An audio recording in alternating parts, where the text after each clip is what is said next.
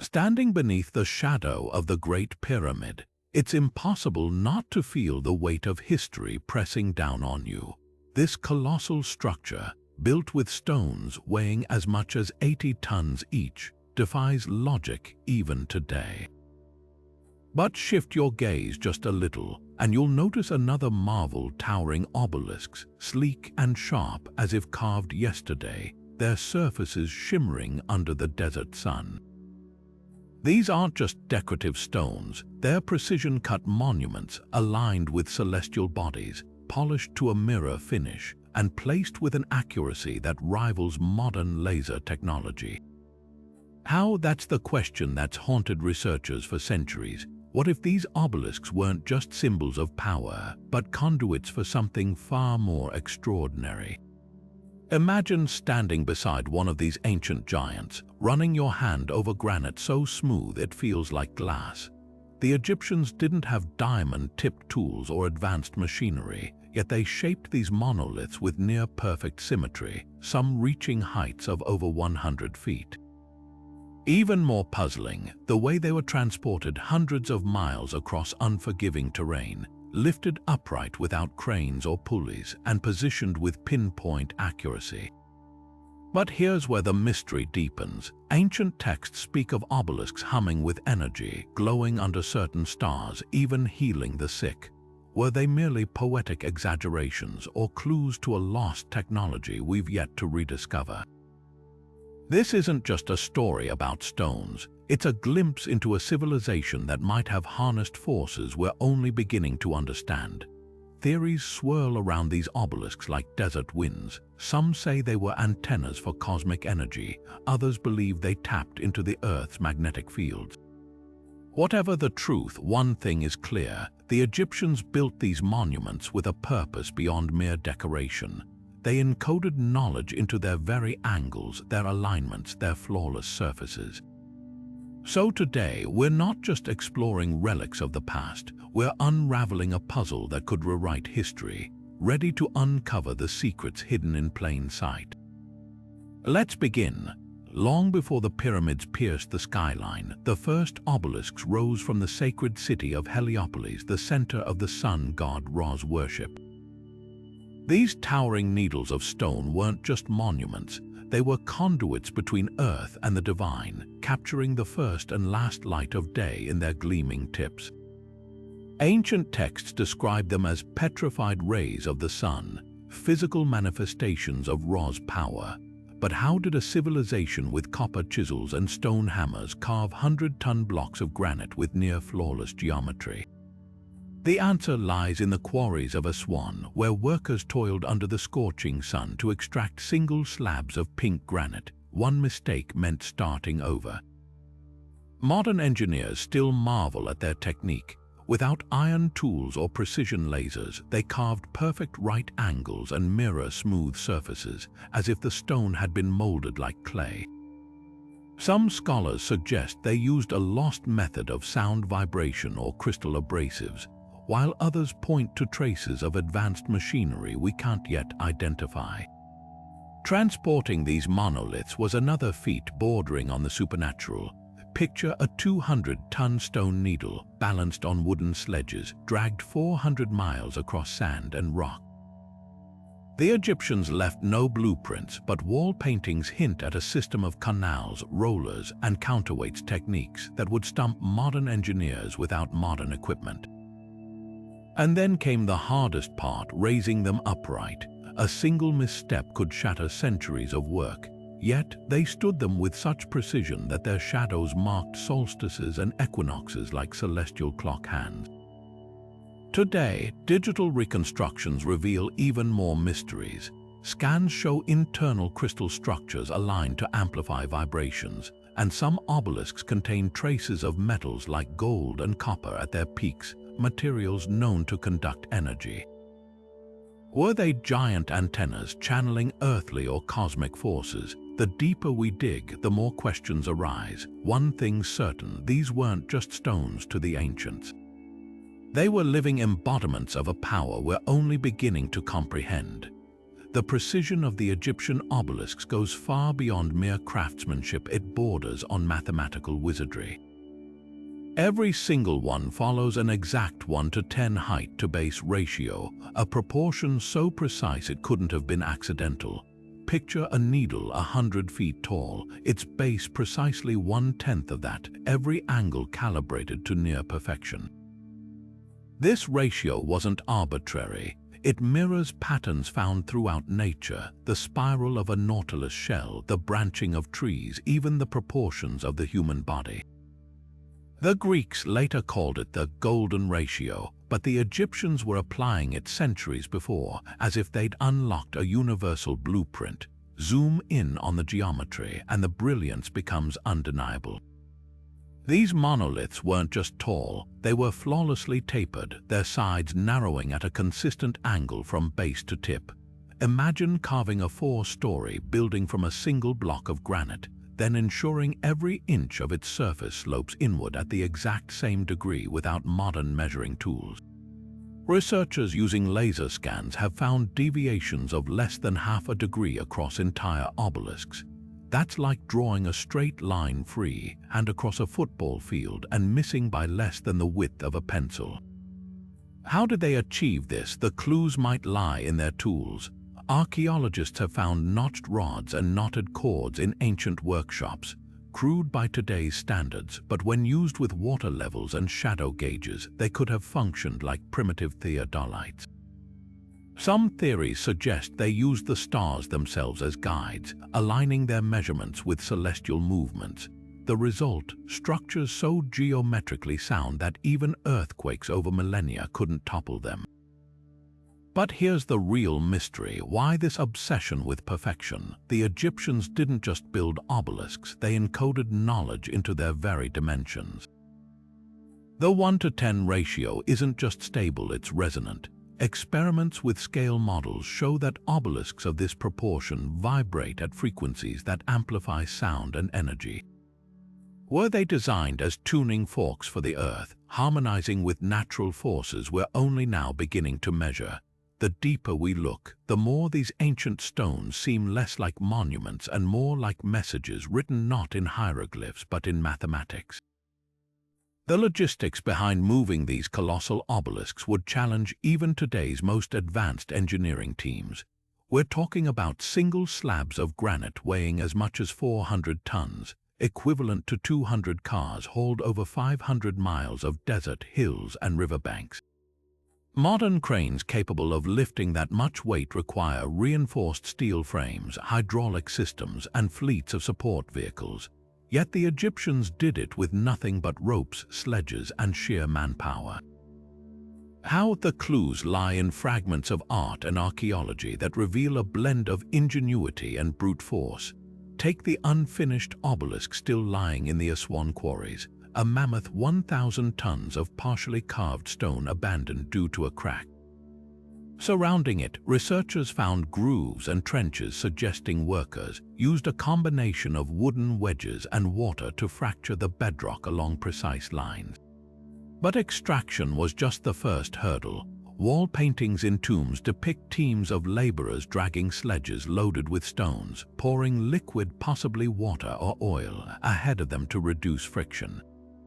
Experiments show this technique could cut pulling forces by half, turning an impossible task into a grueling but achievable one. Now compare this to modern attempts. In 1999, engineers tried replicating the transport using a 300-ton concrete block. Even with reinforced sledges and synthetic lubricants, it required over 100 people and frequent adjustments to prevent cracking.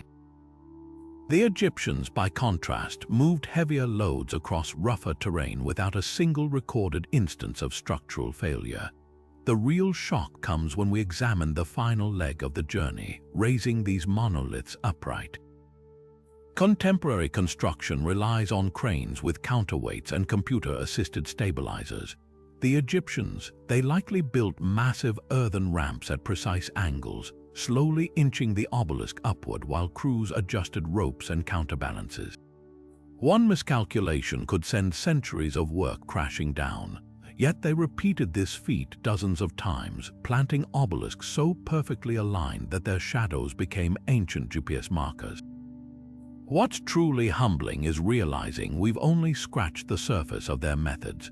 Recent scans of obelisk bases reveal intricate networks of channels and depressions features that match descriptions of liquid pivot systems in obscure texts. Some researchers propose they used buoyancy principles, floating the stones into position during Nile floods. Others point to evidence of vibration techniques that may have temporarily reduced the stone's effective weight. Whatever their secrets, the scale of their achievements forces us to reconsider what ancient civilizations were truly capable of, and what knowledge might still lie buried beneath the sands. Rome wasn't built in a day, but its skyline was transformed in an instant by the spoils of Egypt. Today, the city boasts more Egyptian obelisks than Cairo itself, a fact that baffles historians and tourists alike. How did these sacred monuments, carved for pharaohs and gods, end up as trophies in a foreign empire? The answer lies in the obsession of Roman emperors, who saw them not just as symbols of conquest, but as keys to power beyond comprehension. Take Caligula's mad gamble in the 1st century. He ordered the transport of a 300-ton obelisk from Heliopolis to Rome, a journey that defied logic. Picture this, a single stone pillar taller than a 10-story building, loaded onto a ship built specifically for the task. Ancient accounts describe a vessel so massive it was stuffed with lentils as ballast, only to be deliberately sunk afterward to create the foundation for the obelisk's new home. The risks were astronomical. Storms could have shattered the ship, waves might have cracked the stone, yet Caligula deemed it worth the gamble. Why? The Romans weren't just collecting art, they were harvesting knowledge. Scrolls from Alexandria's burned library hinted that obelisks held secrets, geometric codes tied to earth energies, or perhaps even celestial communication. Emperors like Augustus and Domitian went to similar extremes, uprooting obelisks with military precision. Maps of their routes reveal absurd detours hugging coastlines, bypassing pirate waters, even tunneling through hills, just to keep these stones intact. Some scholars argue they were following Egyptian priests' whispered instructions, preserving alignment even in transit. Look closer at the Vatican obelisk, now standing in St. Peter's Square. It's the only one in Rome never toppled since antiquity. Beneath it, a vault rumored to contain Egyptian scrolls, sealed by orders of Renaissance popes who believed the obelisk was more than decoration, it was a conduit. Modern ground-penetrating radar has detected hollow chambers beneath its base, yet access remains restricted.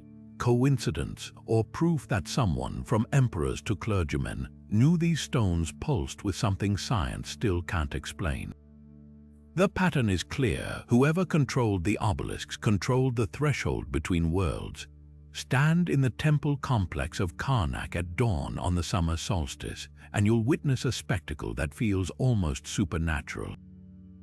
As the sun crests the horizon, the shadow of the towering obelisk stretches like a dark finger across the courtyard, its tip landing precisely on a carved marker at the base, a celestial bullseye hit with uncanny accuracy. This wasn't just a happy accident.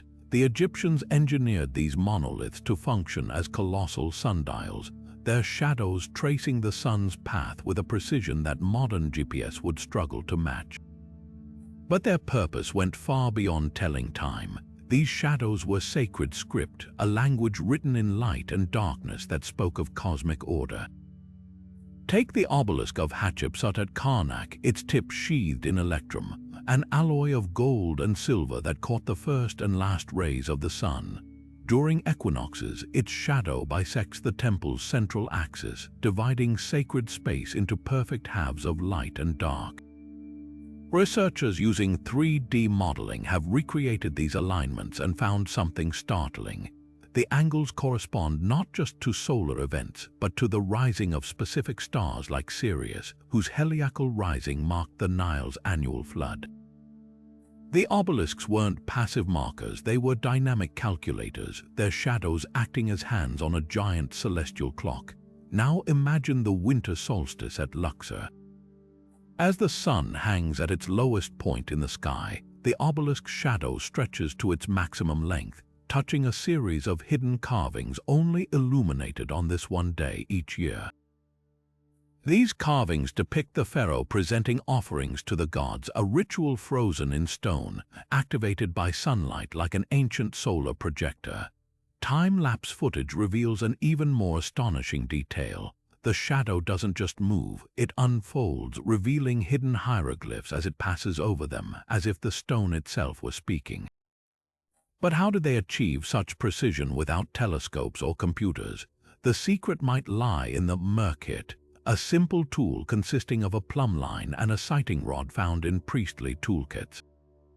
Used in tandem with the obelisk's shadow, it could measure angles down to fractions of a degree.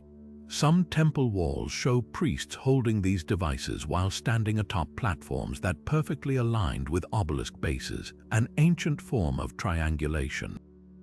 Modern experiments show that with just these tools and knowledge of the stars, the Egyptians could predict solar events years in advance. The true genius, though, lies in what these alignments represented. Each solstice shadow wasn't just a calendar mark. It was a reenactment of creation itself. In Egyptian cosmology, the first sunrise over the primordial mound cast a shadow that gave birth to time. By replicating this event with obelisk shadows, they weren't just tracking days, they were renewing the universe. Today, when we watch these same shadows crawl across stone, we're not just seeing ancient engineering. We're witnessing a dialogue between earth and sky, carved in stone and written in light. A message millennia old, still waiting to be fully understood. The smooth granite surfaces of Egyptian obelisks might hide a secret more shocking than their perfect geometry. What if these towering monuments were ancient power plants? Dr. Joseph Farrell's controversial research suggests exactly that, proposing that obelisks functioned as massive piezoelectric generators, harvesting energy from the earth itself. Piezoelectricity, the ability of certain materials to generate electricity under mechanical stress, isn't science fiction. Your quartz wristwatch uses it to keep time. But scale that principle up to a 400-ton block of granite rich in quartz crystals, and suddenly, the obelisk's purpose takes on a radical new meaning. Granite isn't just a pretty rock. Under microscopic examination, it's a chaotic mosaic of interlocking crystals, with quartz making up nearly 30% of its structure. When compressed or vibrated, these quartz crystals release tiny electrical charges, a phenomenon documented in labs worldwide. Now imagine the obelisks planted deep into the Earth's crust along fault lines where seismic activity sends constant vibrations through the stone. Add to that the daily thermal expansion from the desert's scorching days and chilly nights, creating a natural pulsing pressure on the granite. Could these conditions have turned obelisks into rudimentary but effective batteries? Laboratory tests lend startling credibility to the idea. In controlled experiments, slabs of granite subjected to pressure equivalent to minor earthquakes produced measurable voltage spikes, enough to generate visible sparks. One study even replicated the precise angle of an obelisk's taper, discovering that the geometry amplified the piezoelectric effect, channeling energy toward the tip like a lightning rod for telluric currents. Ancient texts describing obelisks humming like bees or glowing at dawn suddenly sound less like mythology and more like eyewitness accounts of electrostatic discharge. But the real smoking gun might lie beneath the monuments. Ground scans around obelisk bases reveal networks of underground channels and metallic deposits, copper, gold, and iron arranged in patterns that mirror modern conductive circuits. Some theorists suggest these weren't just ceremonial adornments but part of a larger energy grid, with obelisks acting as nodes in a continent-wide power system. The Great Pyramid's underground chambers, lined with similar conductive materials, could have been the control centers for this network. Critics argue that without wires or surviving devices, the theory remains speculative. Yet consider this: if you were an ancient engineer harnessing a technology beyond your culture's understanding, wouldn't you encode its principles in stone rather than fragile tools? The obelisk's perfect angles, their strategic placements along geological hotspots, even the electrum caps designed to attract atmospheric electricity, every detail points to a lost science of energy manipulation. Whether they powered temples, healed the sick, or communicated with the gods, one truth emerges: the ancients didn't just build monuments, they built machines. The same granite that gives obelisks their timeless durability might also turn them into colossal tuning forks, vibrating with frequencies beyond human hearing. Researchers at the University of Cologne discovered something startling when they scanned the apex of the Great Pyramid with ultrasonic sensors. The stone emitted pulses at frequencies around 432 Hz, a tone often called the mathematical heartbeat of the universe. This exact frequency appears in nature, from the orbital patterns of planets to the molecular vibrations of water. Now imagine that same principle scaled up in an obelisk, its tapered shape acting like an acoustic amplifier, channeling vibrations from the earth and sky into a focused beam of energy. Acoustic engineers have recreated obelisk shapes in sound chambers and found something extraordinary. The 1:10 ratio of base to height creates a harmonic resonance that amplifies specific frequencies, like how the hollow body of a violin transforms string vibrations into rich music. When struck or exposed to wind, scale models emit tones that linger far longer than expected, suggesting the full-sized monuments could have sustained vibrations for hours. But here's where it gets eerie: certain frequencies, like those matching the Schumann resonance, the natural electromagnetic pulse of Earth's atmosphere, cause the models to vibrate in sync with the planet itself.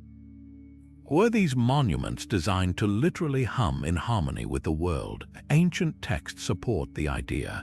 The Egyptian Book of the Dead describes obelisks producing the sound of light, a phrase modern researchers interpret as ultrasonic vibrations. In 2012, a team from Stanford University placed piezoelectric sensors on a replica obelisk during a desert windstorm. The data revealed subsonic pulses strong enough to be felt in the ground 30 feet away. When they played back the recordings at high speed, the vibrations resolved into a tone matching the frequency of human brainwaves in deep meditation. Coincidence or evidence the ancients engineered these stones to alter consciousness? The most compelling proof comes from reconstructed soundscapes. Using laser vibrometry to scan original obelisks, archaeologists mapped microscopic wear patterns that reveal centuries of vibration. Software translated these into audible frequencies, producing ghostly choruses that sound eerily like human chanting. Some frequencies even align with healing ranges used in modern sound therapy, the same ranges that stimulate tissue regeneration and reduce pain. Maybe the legends of obelisks curing the sick weren't myths after all. Maybe they were reports of an ancient technology we're just beginning to measure. Paris gleams under the morning sun, its skyline punctuated by an ancient intruder. The 3,000-year-old Luxor obelisk standing defiantly in the Place de la Concorde. Tourists snap photos of its hieroglyphs, unaware that beneath their feet something extraordinary happens at dawn. In 1994, a team of physicists from Sorbonne University set up equipment around the obelisk's base, expecting routine measurements. What they recorded instead sent shockwaves through the scientific community. Between 4:17 and 4:33 a.m., their magnetometers spiked with erratic fluctuations, not the gentle rise of Earth's natural electromagnetic field, but jagged peaks resembling a heartbeat. Thermal imaging revealed an even stranger pattern. The obelisk's eastern face warmed 7 degrees faster than its shadowed side, as if absorbing energy from somewhere beyond the rising sun. Dr. Elodie Laurent, the lead researcher, described the phenomenon in her notes. The granite behaves like a capacitor, storing and releasing energy in pulses that correlate with no known terrestrial or celestial event. Her team ruled out every conventional explanation: underground subway currents, atmospheric disturbances, even nearby radio transmitters. The spikes occurred only during a precise 16-minute window at dawn, vanishing by full daylight.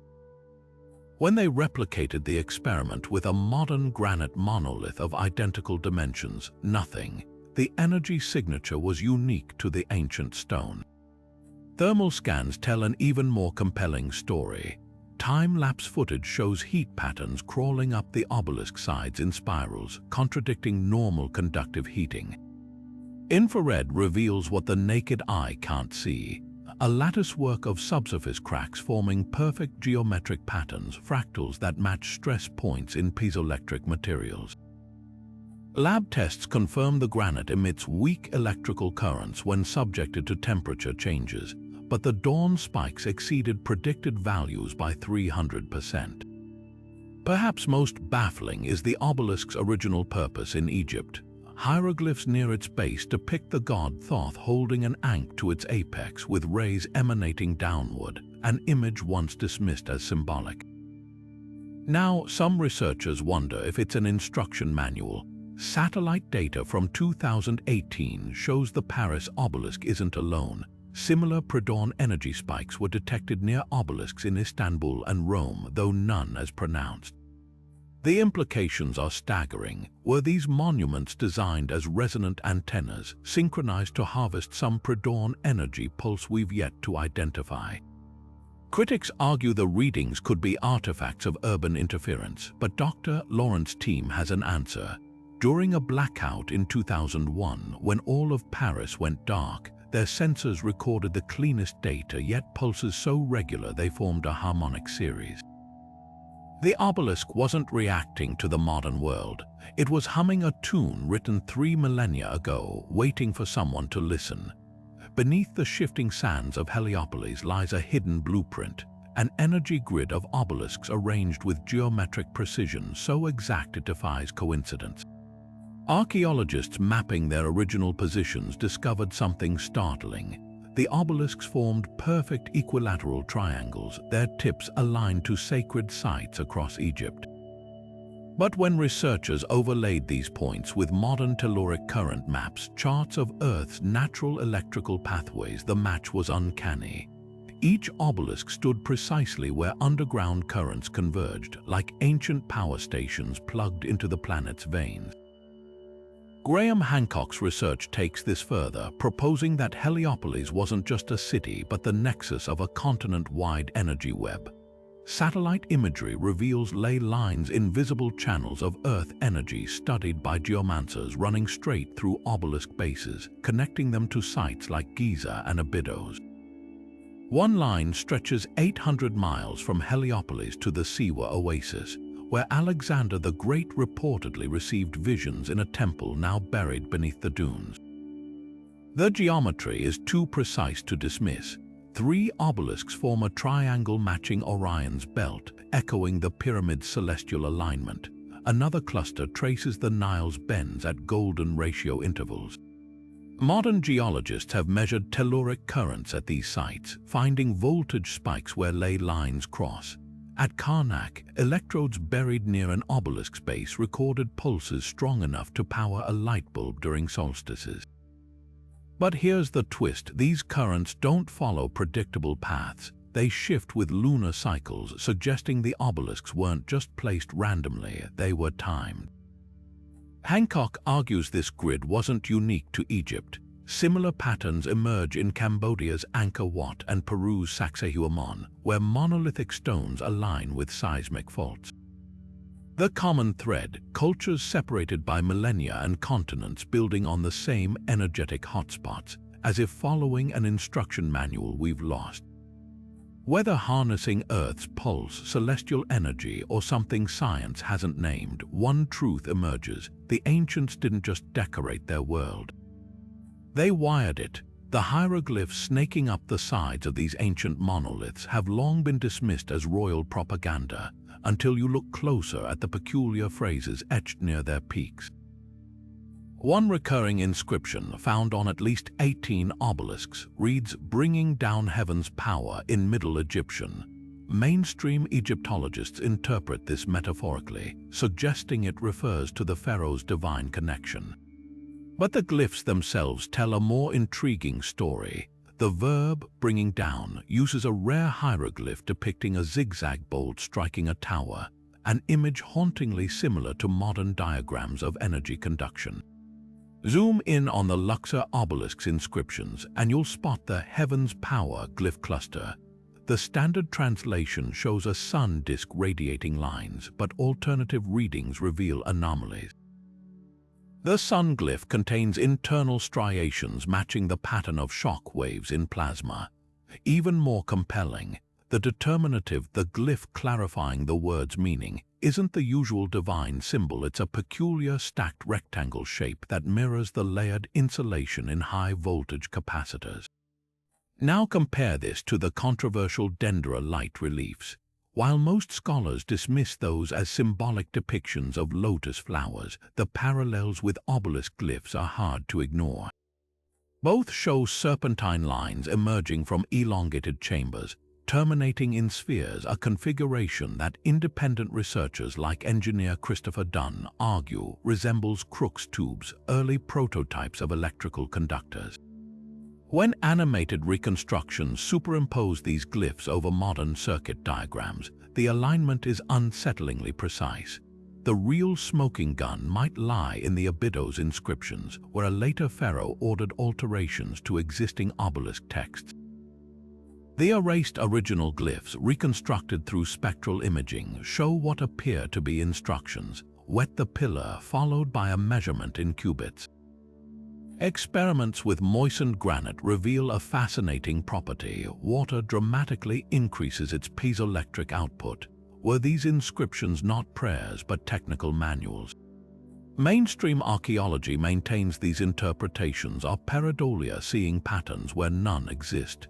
Yet when you track how glyphs evolve across dynasties, a curious trend emerges. Early obelisks show detailed energy transfer imagery that gradually simplifies into symbolic shorthand. It's as if the original knowledge became ritualized over centuries, preserved in form but not function. The debate rages on, but one thing's certain: these aren't simple carvings. They're a multi-layered puzzle, with each translation peeling back another possibility. What if we've been reading sacred poetry when we should have been studying schematics all along? In the summer of 1987, a team of Japanese engineers embarked on what they considered the ultimate challenge: recreating an Egyptian obelisk using modern technology. Armed with blueprints based on precise measurements from Luxor, they constructed a 1/3 scale model from reinforced granite composite, confident their advanced materials and computer simulations would outperform ancient methods. The project, funded by a major construction consortium, was meant to showcase engineering prowess. Instead, it ended in disaster and revealed something science still struggles to explain. Witnesses described the moment it happened. As the sun reached its zenith, the obelisk began emitting a low-frequency hum, inaudible at first, then building to a vibration strong enough to send ripples across nearby water tanks. Security footage shows engineers scrambling to stabilize the structure as harmonic tremors shook the ground. Then, without warning, the entire monolith shattered along its base like glass, collapsing into rubble in under 10 seconds. The official report blamed resonant frequency overload, but surviving team members tell a different story. Lead engineer Haruto Miyazaki, now in his 70s, still recalls the anomalies his instruments recorded. Our vibration sensors spiked at 432 Hz, the exact frequency found in natural quartz formations. But here's what makes no sense: our composite material contained no quartz. The numbers shouldn't have matched. Even stranger were the thermal readings. Infrared scans taken moments before the collapse revealed heat patterns spiraling counterclockwise up the obelisk sides, defying conductive norms. It was as if the structure developed its own electromagnetic field, Miyazaki notes. Our steel reinforcement rods began glowing dull red, yet the granite composite showed no heat transfer. Physically impossible, the blueprints later declassified reveal another peculiarity. While modeled after Egyptian proportions, the team had made one critical deviation, adjusting the base to height ratio from the sacred 1:10 to a more stable 1:8. Post-collapse simulations proved this seemingly minor change disrupted harmonic damping. When subjected to wind tunnel tests, the altered design amplified vibrations rather than dissipating them. Ancient obelisks, it turns out, weren't just shaped for aesthetics. Their geometry acted as a built-in resonance stabilizer, a feature modern engineers overlook. But the mystery deepens. Soil samples taken from the wreckage showed traces of magnetite, a mineral known to enhance piezoelectric effects, though none had been present in the original materials. Some researchers speculate the obelisk's collapse triggered a localized electromagnetic event, briefly altering the surrounding geology. Others point to an unpublished side effect documented in the team's logs. Workers reported temporary time lapses during the incident, with some experiencing missing minutes they couldn't account for. Decades later, the failed experiment remains both a cautionary tale and a tantalizing clue. The Egyptians didn't just understand resonance, they mastered it, designing structures that danced on the edge of physical law without crossing into chaos. Modern attempts to replicate their work keep hitting the same wall. We're missing a fundamental piece of their knowledge. Perhaps, as Miyazaki now believes, the ancients weren't just building monuments. They were composing symphonies in stone harmonies we've only just begun to hear. Napoleon's team of scholars never stood a chance. When they entered Egypt in 1798, they weren't just armed with measuring tools. They carried an unshakable confidence in European superiority. That arrogance shattered the moment they touched the obelisks. First came the nosebleeds, then the rash's angry red lines spreading like spiderwebs up their arms. Within weeks, half the team was dead, their autopsies revealing symptoms eerily similar to radiation poisoning. Liquefied bone marrow, blackened fingertips, internal hemorrhaging. The survivors scribbled frantic notes about a curse in the stone itself before abandoning their work. One journal entry, sealed for centuries, chillingly describes a vibrating sensation when leaning against an obelisk at dawn, as if the granite had a pulse.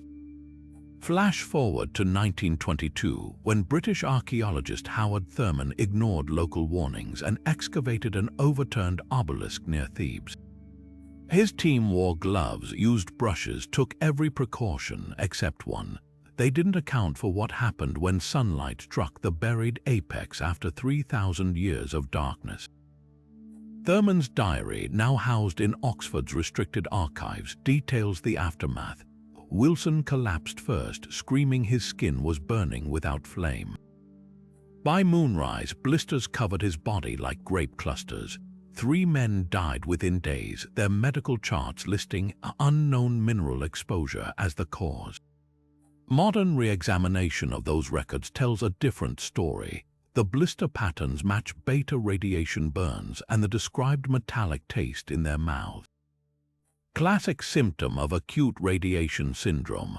The common thread isn't superstition, it's science. Samples taken from quarries where fallen obelisks once stood show uranium deposits naturally occurring in the granite. Under normal conditions, it's harmless, but when an obelisk's precise geometry is damaged, whether toppled, cracked, or improperly moved, the uranium's decay chain accelerates. Geophysicists call it stress-induced radioactivity, a phenomenon where crystalline structures under mechanical strain emit abnormal particle bursts. The ancients might have known this instinctively. Hieroglyphs near a swan warn against breaking the serpent's back, with illustrations showing priests inspecting obelisks for fractures using what appear to be polished silver rods, tools that would darken if exposed to ionizing radiation. Perhaps the most chilling case comes from 1936, when a team of German engineers attempted to relocate an obelisk fragment to Berlin. Their crane malfunctioned, dropping the stone and splitting it diagonally. That night, the workers reported a blue glow emanating from the fracture. Within months, all 12 developed identical cancers clustered around their sternums, the exact spot where radiation targets the thymus gland. Declassified Stasi files later revealed the fragment was stored in a lead-lined bunker, still too thermally active to handle. Yet for all these tragedies, one question lingers. If the obelisks were truly deadly, how did the Egyptians work with them safely? The answer might lie in those same carvings modern explorers dismissed as ritual nonsense. Scenes showing priests anointing stones with liquid from alabaster jars could depict radiation-mitigating solutions, natural borax or manganese mixtures known to absorb neutron emissions. Other reliefs depict workers covering their mouths with linen strips eerily resembling modern respirators. The warning was always there, carved in stone for anyone who bothered to look. Break the harmony and the stone fights back. At the peak of every obelisk, there's a mystery hiding in plain sight: the missing pyramidion. These capstones, described in ancient texts as the fingertips of the gods, were often sheathed in electrum or crystalline quartz, and not one has survived intact. But examine the weathered apexes of surviving obelisks, and you'll find faint, glassy residues, traces of something far more sophisticated than decorative stone. Microscopic analysis reveals these surfaces were once coated with high-purity quartz, polished to optical clarity. The implications are staggering. What if these pyramidions weren't just ornate finials, but giant crystalline lenses designed to harness and focus energy?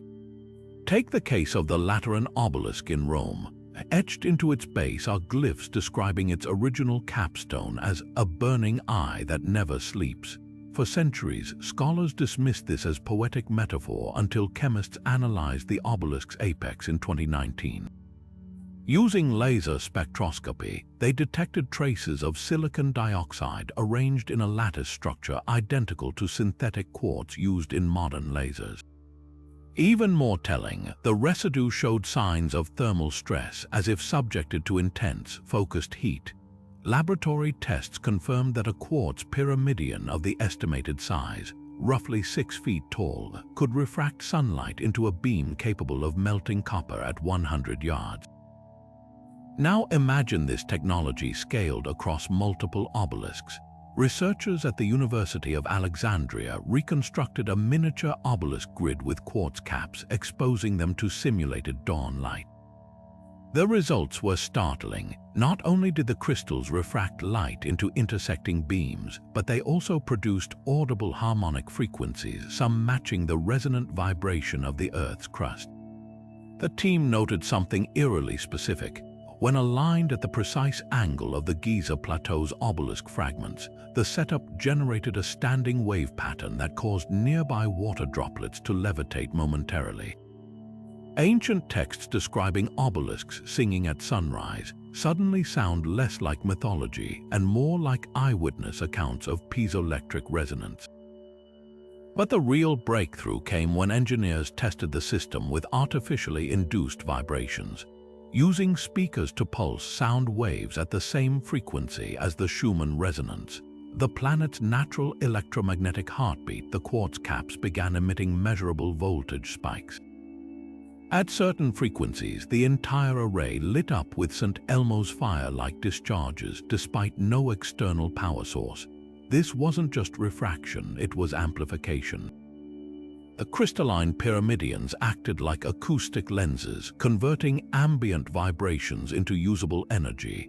Critics argue that no large quartz capstones have been found intact, but the evidence hides in plain sight. The famous inventory stela discovered near the Great Pyramid lists a crystal arrow that pierces the sky among temple artifacts. Meanwhile, fragments of what appear to be shattered quartz monoliths litter ancient quarry sites, their edges too precisely faceted for natural fracture patterns. The most compelling clue: the base of Hatshepsut's obelisk at Karnak contains a recessed slot with microscopic striations, tool marks matching experimental quartz grinding techniques. Whoever placed that capstone didn't just carve it, they engineered it. What emerges is a picture far beyond mere symbolism. these obelisks crowned with crystalline amplifiers may have formed a network of energy transmitters, converting seismic vibrations, solar radiation, and even atmospheric electricity into something resembling a prehistoric power grid. The missing pyramidions aren't just lost artifacts. They're the final piece of a puzzle we're only beginning to comprehend, one where light, stone, and sound converged into a technology that blurred the line between monument and machine. Declassified documents from NASA archives reveal a startling connection between ancient obelisks and cutting-edge propulsion research. In 1964, a classified project codenamed Horizon Echo explored the aerodynamic properties of obelisk-shaped structures for potential spacecraft designs. The report, only fully released in 2014 under the Freedom of Information Act, details wind tunnel tests on scale models, some eerily matching the exact 1:10 proportions of Luxor's obelisks.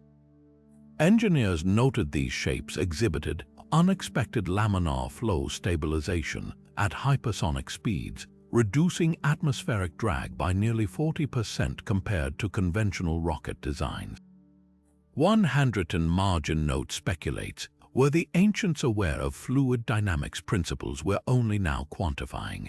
The parallels with modern theoretical physics are even more striking.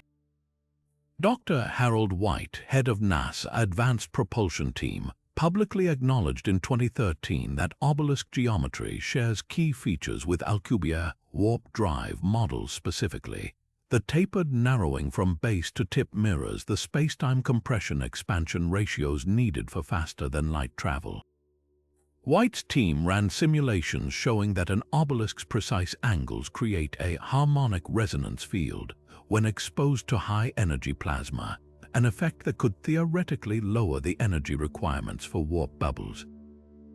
While mainstream physics remains skeptical, the resemblance is uncanny. Ancient glyphs describing obelisks as boats sailing the celestial river take on new meaning when viewed through this lens. Perhaps the most provocative evidence comes from astronaut training logs. Between 1968 and 1972, NASA quietly included field expeditions to Egyptian sites as part of advanced mission preparation. Declassified memos reference environmental adaptation exercises near the Karnak obelisk complex, with trainees meditating at specific times aligned to solar azimuths. Lieutenant Colonel Michael Collins, Apollo 11's command module pilot, later wrote in his personal journal about an inexplicable vertigo while standing at the base of Hatshepsut's obelisk, a sensation mirroring the spatial disorientation reported by astronauts during weightless transits. The ultimate question remains, was NASA a reverse engineering knowledge encoded in stone millennia ago? The agency's own documents hint at this possibility. A 1971 internal memo from the Jet Propulsion Laboratory poses, if the builders understood resonant geometries capable of interacting with fundamental forces, might their monuments contain mathematical keys we've yet to fully decipher? Whatever the truth, one thing is clear: the line between ancient wisdom and bleeding-edge science grows thinner with each discovery. The obelisks stand as silent witnesses to a conversation between civilizations separated by time, yet united by the same cosmic mysteries. In the quiet pre-dawn hours at Karnak, a select group of researchers gathers around the ancient obelisks, not with measuring tools, but with electroencephalogram headsets strapped to volunteers. These aren't ordinary participants, they're individuals claiming heightened psychic sensitivity. What happens next blurs the line between science and the inexplicable. As fingertips make contact with the weathered granite, EEG monitors suddenly spike with theta and gamma wave synchronization, brain patterns typically seen only in deep meditation or near-death experiences. One woman, a retired teacher from Lyon with no prior knowledge of Egyptology, begins describing visions of priests in leopard skins chanting beneath a sky alive with ropes of light. Her words match fragments of a ritual text discovered decades later in a sealed temple chamber. The phenomenon isn't isolated. across multiple studies, from the University of Edinburgh's controlled experiments in 2016 to independent research by the Rhine Institute. Individuals touching obelisks consistently exhibit brainwave coherence exceeding statistical probability. Some report vivid flashbacks of ceremonies involving singing stones, while others describe out-of-body sensations as if the obelisk's shadow lifted them into another time frame. Skeptics dismiss these accounts as suggestibility triggered by the monument's imposing presence, but the EEG data tells a stranger story. When compared to control groups touching modern replicas, only contact with authentic obelisks produces these drastic neural shifts, particularly near the apex, where traces of crystalline minerals remain embedded. Dr. Lena Petrov, a neuroscientist who once debunked paranormal claims, documented the most compelling case in Luxor. A test subject blindfolded and wearing noise-canceling headphones correctly identified hidden chambers beneath an obelisk's base by touch alone, tracing their outlines in the air with unsettling accuracy. Thermal imaging captured a 15-degree temperature drop along the exact paths her fingers traveled, a phenomenon Petrov's team still can't explain through conventional physics. Yet for every believer, there's a critic armed with Occam's razor. Dr. Richard Kahn of MIT's Department of Cognitive Science argues these experiences stem from infrasound, low-frequency vibrations emitted by the obelisks due to thermal expansion. His lab replicated the effect using subsonic speakers, inducing similar visions in volunteers through controlled auditory stimulation. Granite resonates at frequencies that directly interact with the vestibular system, he explains. It's not magic, it's physics fooling the brain. The debate grows more complex when examining historical records. 19th century archaeologists like Auguste Mariette wrote of workmen refusing to touch certain obelisks, complaining the stones spoke in dreams. Modern analysis of their journals reveals these same obelisks now test highest for piezoelectric activity.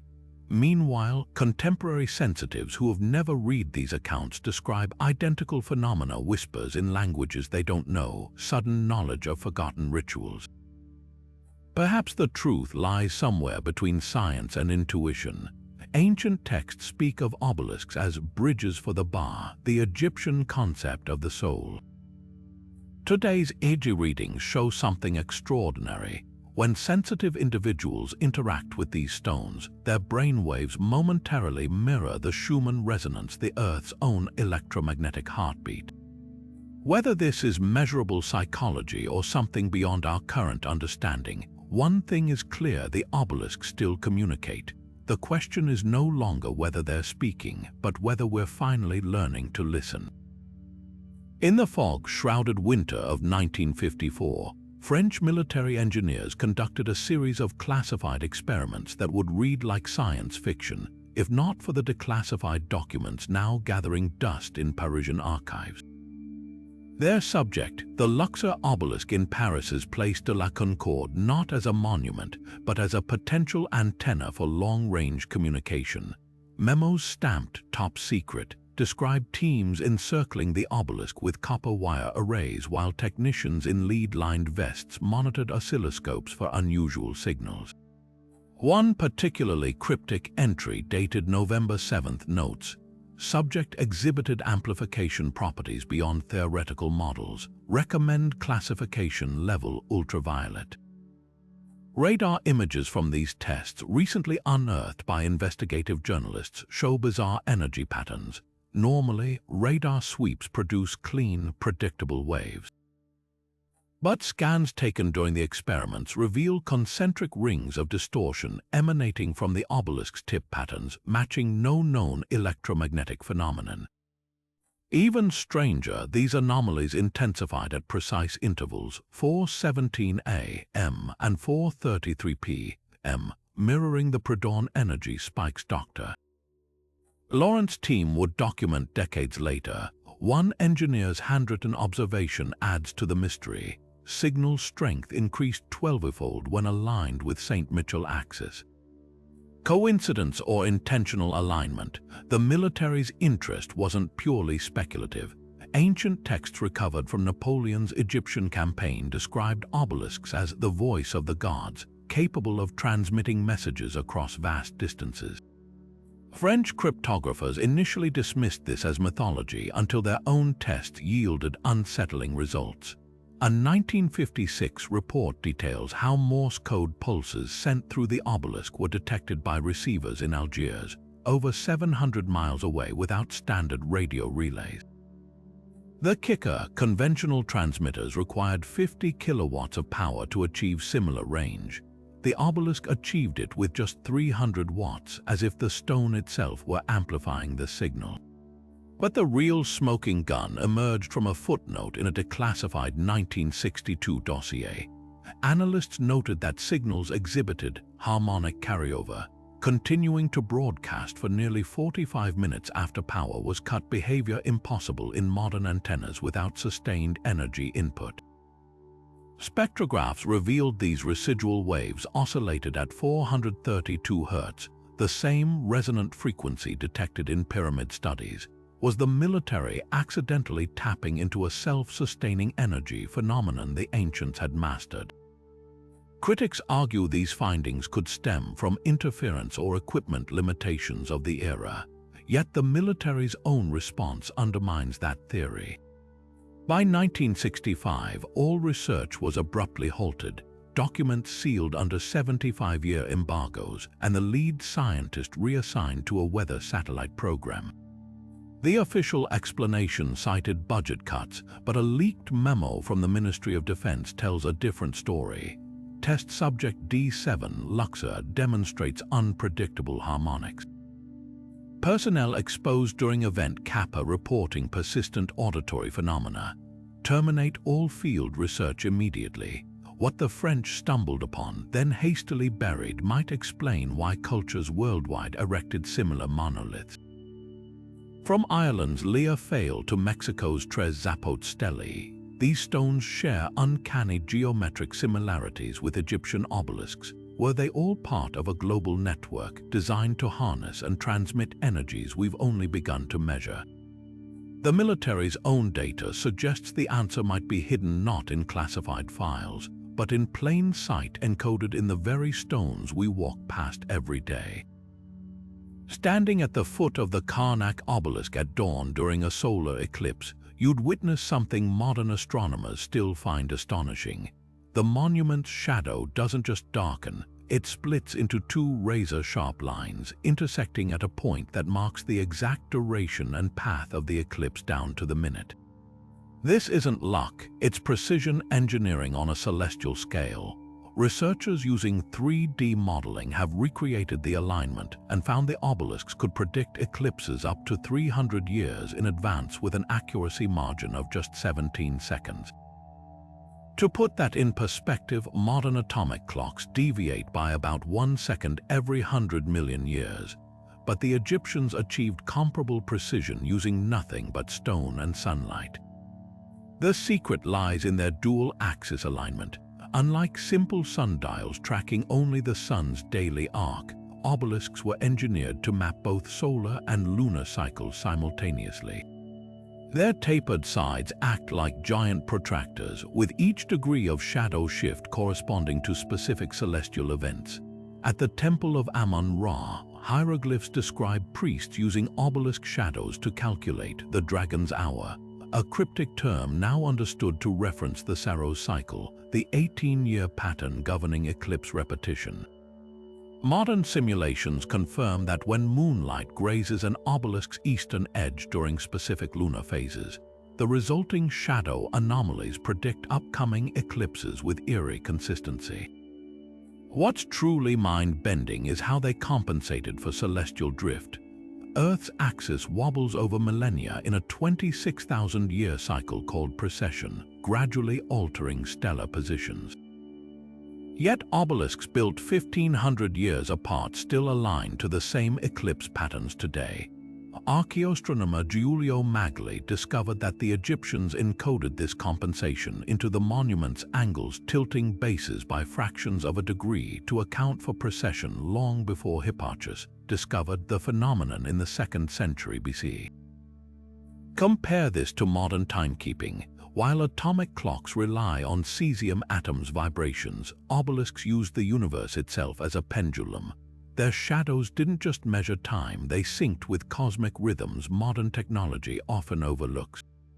During the 2005 annular eclipse, researchers at Aswan observed something extraordinary. The surviving fragment of an unfinished obelisk cast a shadow that precisely outlined the eclipse's ring of fire phase, a phenomenon only possible because its truncated height accidentally created a perfect pinhole camera effect. It's as if the stones were designed to interact with celestial mechanics we're still unraveling. The implications go beyond archaeology. In 2018, a team at Caltech reverse engineered an obelisk's alignment algorithms to correct drift in deep space probes. Their findings, the ancient geometry could predict gravitational lensing effects better than some computer models. Perhaps the true purpose of these monuments wasn't just to mark time, but to teach us how to listen to the universe's heartbeat. Ancient texts from the Temple of Edfu speak of priests lifting the Benben stone without touch, guided by the voice of Thoth. For centuries, scholars dismissed these accounts as mythological fancy, until modern acoustic engineers replicated the described conditions and witnessed something impossible. In a controlled lab environment, researchers suspended a granite slab identical in composition to obelisk stone above a low-frequency emitter. When they pulsed sound waves at precisely 110 Hz, the resonant frequency measured in surviving obelisks, the 2-ton slab began to vibrate, then hovered nearly a millimeter above its platform. The phenomenon lasted only 17 seconds, but it was enough to rewrite our understanding of ancient construction techniques. The key lies in the relationship between sound and stone. Granite, rich in quartz crystals, exhibits strong piezoelectric properties. It generates electric charge under mechanical stress. When exposed to specific frequencies, these crystals oscillate in unison, creating standing waves that can theoretically counteract gravity. Acoustic engineer Dr. Nora Collil explains the startling parallel. The dimensions of Egyptian obelisks create a natural harmonic chamber. At certain frequencies, the entire structure would vibrate like a tuning fork, potentially reducing its effective weight during transport. Historical accounts suddenly take on new credibility. The Greek historian Herodotus wrote of Egyptian builders making the stones dance to flute and drum, while temple reliefs show lines of workers holding what appear to be crescent-shaped instruments near moving monoliths. Recent excavations at Amarna uncovered curious artifacts, copper rods with weighted ends that resemble modern acoustic levitators. When replicas were struck near granite blocks, sensors detected localized gravitational anomalies of up to 2%, enough to make a 100-ton obelisk feel like 98 tons. Critics argue sustained levitation would require impossible energy levels, but physicist Dr. Rajesh Patel's team made a breakthrough using the obelisk's own geometry. The tapered shape acts as an acoustic lens, he demonstrates, pointing to holographic projections showing sound waves concentrating toward the apex. At resonance, the entire structure becomes an energy amplifier. Our models suggest that with precise chanting or instrument arrays, ancient engineers might have created temporary weightlessness just long enough for precise positioning. Perhaps the most compelling evidence comes from an unexpected source: the quarries themselves. Laser scans of Aswan's abandoned obelisk base reveal perfectly circular grooves radiating outward like vinyl records. When researchers filled these grooves with water and vibrated them at sacred frequencies, capillary waves formed standing patterns that for one breathtaking moment caused water droplets to float midair. The implications are staggering. What if the Egyptians didn't just move stones with sound, but used water as both amplifier and leveling agent? The missing link might be hiding in plain sight, an ancient technology written not in papyrus, but in the very stones we've been walking past for millennia. Nikola Tesla's journals from 1901 reveal a sketch that should send chills down any historian's spine. a side-by-side comparison of his Wardenclyffe Tower and an Egyptian obelisk annotated with measurements in his precise handwriting. The similarities aren't superficial. Both structures share the exact 1:10 base to height ratio, both taper at identical 14-degree angles, and both were designed with conductive metal caps, Tesla's dome lined with copper, the obelisk's pyramidions sheathed in electrum. But the most startling detail, a marginal note in Tesla's spidery script: the ancients knew the Earth's pulse, their stones are the receivers. Tesla wasn't just admiring ancient architecture. He was reverse engineering it. Blueprints for Wardenclyffe, originally intended for wireless power transmission, show a subterranean network of iron pipes radiating outward, a feature eerily mirroring the copper-lined channels found beneath obelisks at Karnak and Heliopolis. Where archaeologists saw ritual drainage systems, Tesla recognized grounding grids. His calculations even referenced the same sacred frequencies later detected in obelisk resonances around 8 Hz, the fundamental Schumann resonance of Earth's atmosphere. The parallels grow undeniable when you examine his abandoned Colorado Springs experiments. Eyewitness accounts describe arcs of electricity leaping from Tesla's mast during storms, a phenomenon matching ancient texts that speak of obelisks drinking lightning. The real smoking gun lies in Tesla's overlooked patent filings. Application number 645-570, filed just months before Wardenclyffe's construction, describes a method of utilizing terrestrial stationary waves through geometric amplification. The diagrams show a tapered structure with dimensions precisely matching Luxor's obelisk. Even more telling, his notes specify the tower must be anchored in groundwater, a condition fulfilled by every major Egyptian obelisk site, where the Nile's aquifers lie just meters below. Modern engineers replicating Tesla's setup made a breakthrough when they followed his specifications to the letter. Using a 1/10 scale obelisk model submerged in a saltwater tank, they achieved wireless energy transfer at efficiencies surpassing modern Wi-Fi. Yet for all his brilliance, Tesla might have missed the full picture. Where Wardenclyffe relied on man-made electricity, the Egyptians seemingly tapped into natural forces. Ground-penetrating radar at obelisk bases reveals crystalline deposits aligned in spiral patterns, geometric arrangements known to convert seismic vibrations into usable energy. Tesla's tower failed when financiers withdrew funding, but the obelisks endured millennia because they weren't dependent on external power sources. They were part of the Earth's own circuitry. The final clue comes from Tesla's last known interview in 1943. Speaking to a reporter about his unfinished work, he muttered, "The answer was in the desert all along." They built the transmitter before the wheel. The next morning, his hotel room was raided by federal agents and his papers vanished, all except one torn page now housed in the Smithsonian's restricted archives. On it, a single phrase circles an obelisk sketch, "not antennae, keys."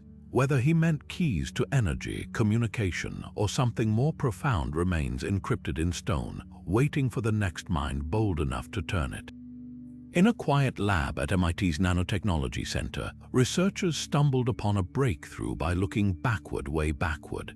Their prototype for next-gen wireless power didn't resemble sleek modern gadgets, but rather the jagged silhouette of an Egyptian obelisk.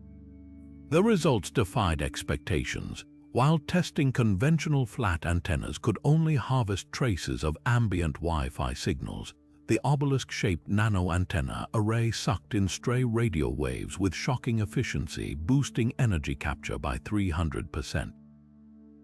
Dr. Amara Chen, the project's lead, still recalls the moment her team saw the data spike. "We'd optimized every variable: material thickness, conduction paths, but the leap happened when we mimicked proportions from the Luxor obelisk. Suddenly, our energy output looked like a typo. The secret lies in geometry's hidden language. Just like their ancient counterparts, the nano-obelisks exploit the 1:10 ratio's unique resonance." But instead of aligning with celestial bodies, these microscopic spires sync with the chaotic soup of modern radio frequencies.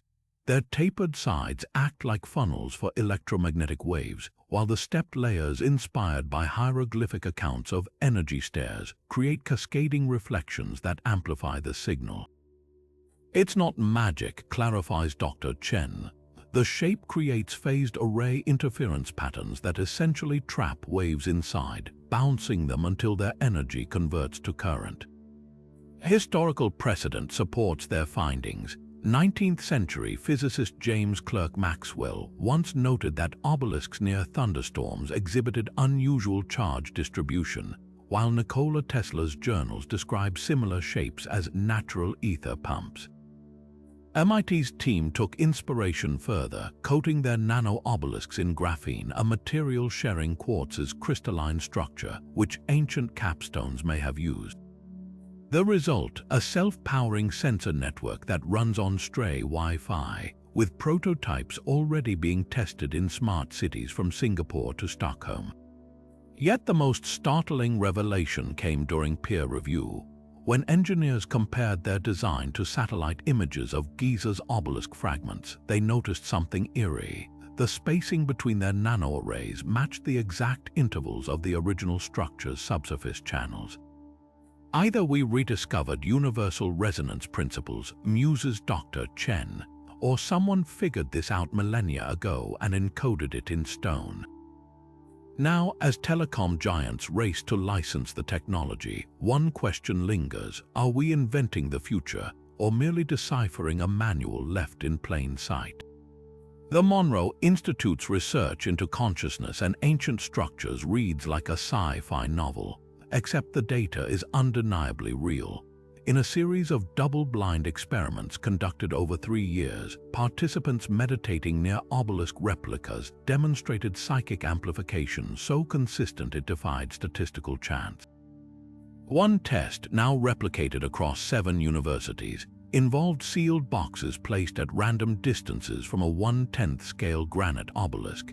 Subjects who'd never displayed extrasensory perception before correctly identified hidden objects inside those boxes 73% more often than the control group, a margin that left statisticians stunned.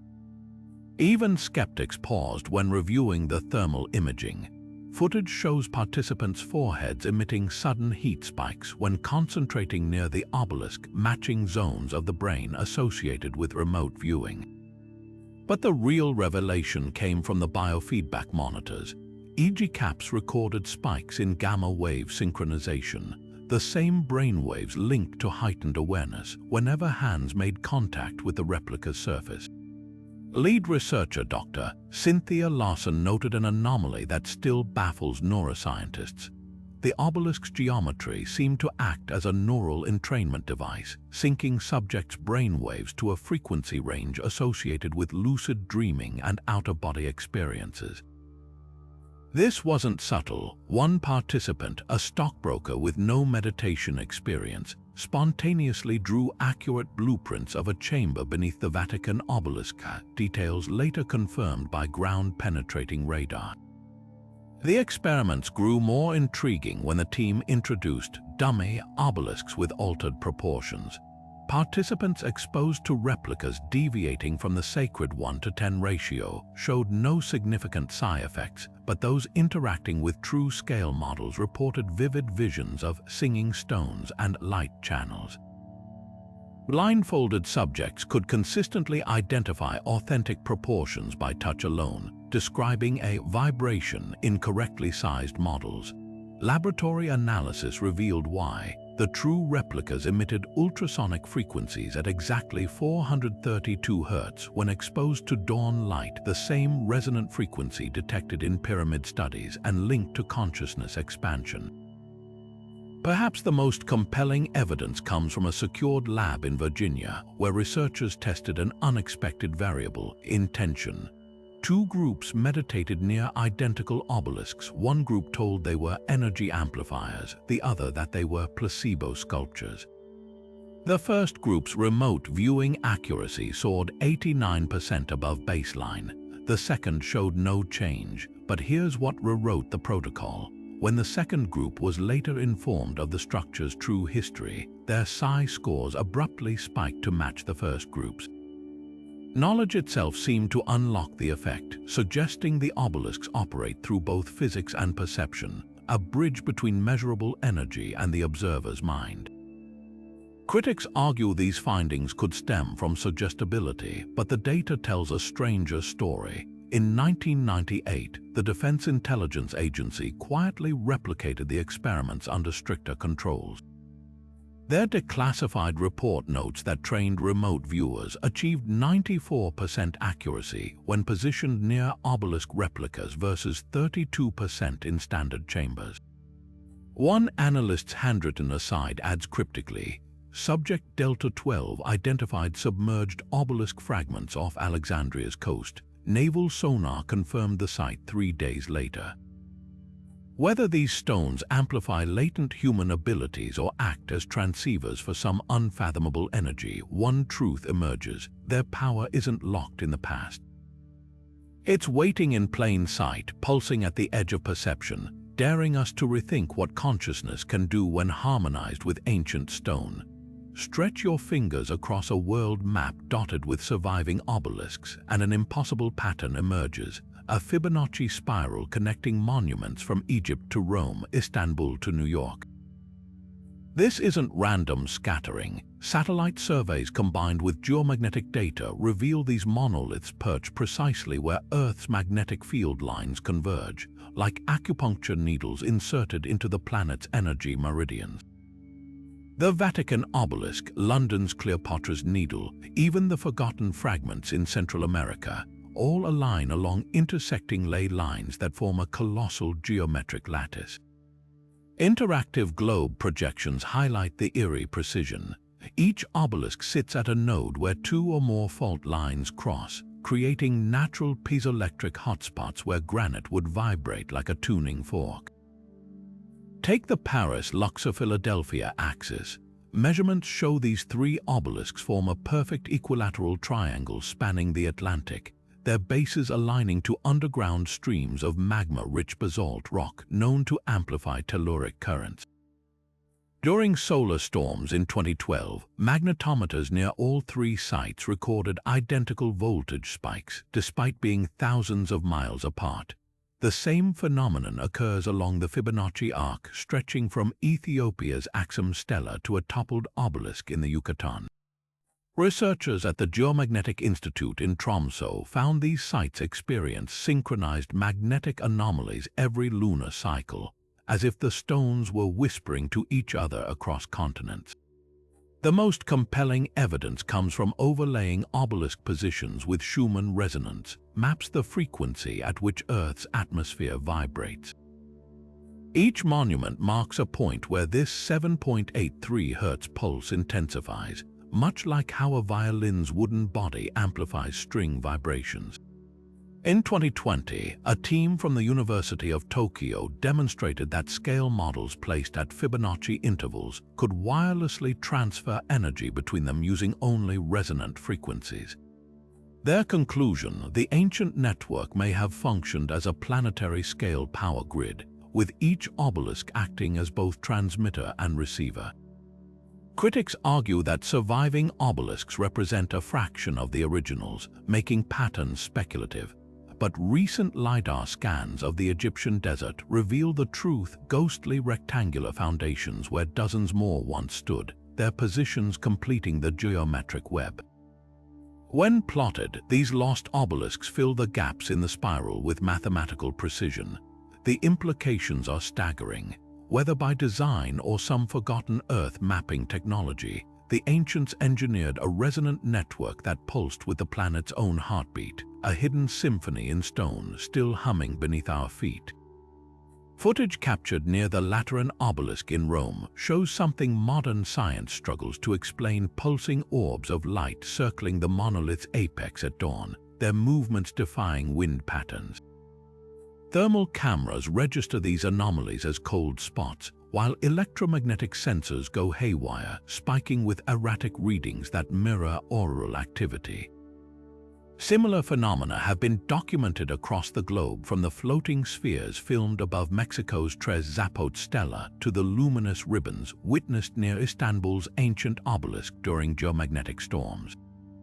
The patterns are too consistent to dismiss as mere camera glare or insects. Infrared analysis reveals the orbs emit structured light patterns, pulsing in sequences that match Fibonacci intervals, as if transmitting coded information. But light anomalies are just the beginning. Expedition teams report bizarre equipment failures when attempting to measure obelisks at specific times.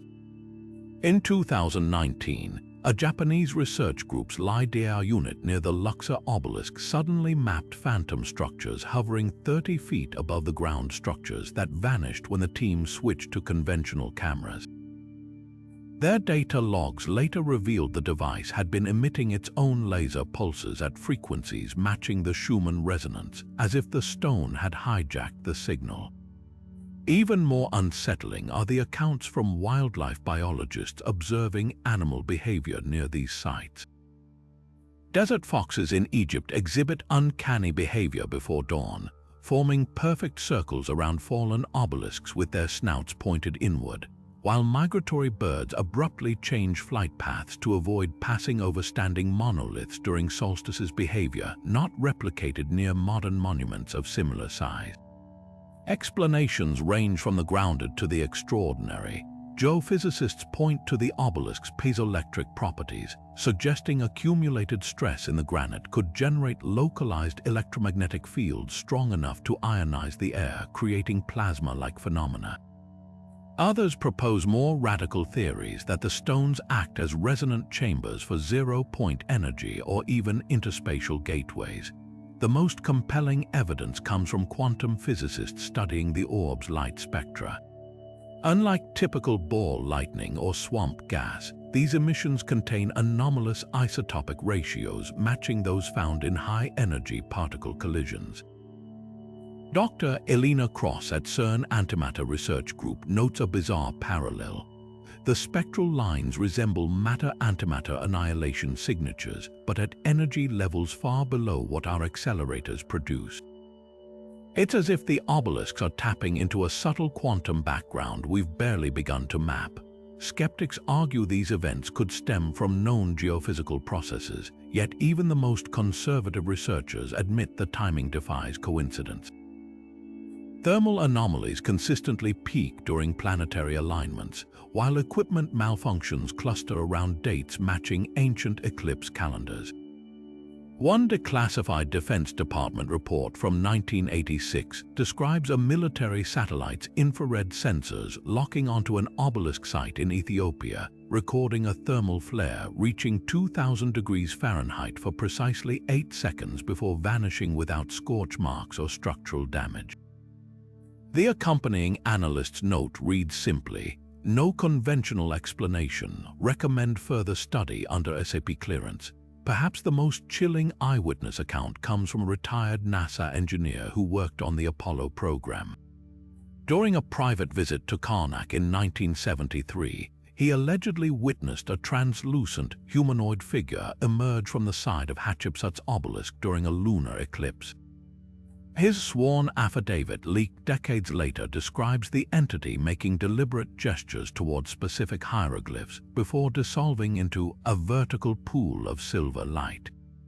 While paranormal claims are often dismissed, the engineer's credentials lend weight to his testimony. He'd helped design radiation shielding for the moon landings and had no history of fantastical claims. His journal entry from that night reads, "It wasn't supernatural, it was advanced physics manifesting in ways we're not equipped to perceive yet." The common thread across these anomalies: interaction with consciousness. Controlled experiments show individuals meditating near obelisks report heightened visual phenomena compared to passive observers, suggesting the stones may amplify latent human perceptual abilities.